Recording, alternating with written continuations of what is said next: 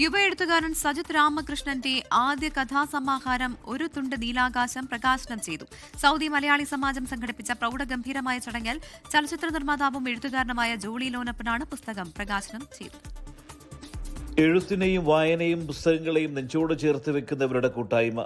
Saudi Malayali സമാജം സംഘടിപ്പിച്ച പ്രൗഢഗംഭീരമായ ചടങ്ങിലാണ് യുവ എഴുത്തുകാരൻ സജിത് രാമകൃഷ്ണന്റെ ആദ്യ കഥാസമാഹാരം ഒരു തുണ്ട് നീലാകാശം ദമാമിൽ പ്രകാശനം ചെയ്തത്.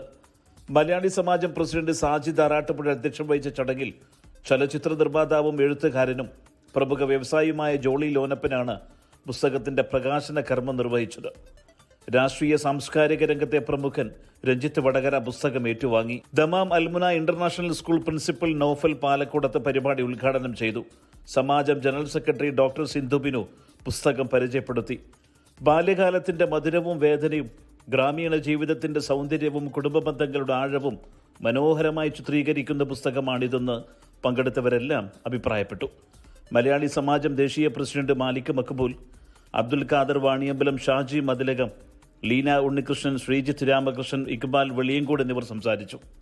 മുഖ്യാതിഥി ജോളി ലോനപ്പനുള്ള സമാജത്തിന്റെ ആദരവും വേദിയിൽ സമ്മാനിച്ചു. ഗ്രന്ഥകാരൻ സജിത്തിനുള്ള സ്നേഹാദരവ് സാജിദ് ആറാട്ടുപുഴയും മാലിക് മക്ബൂലും ചേർന്ന് സമ്മാനിച്ചു.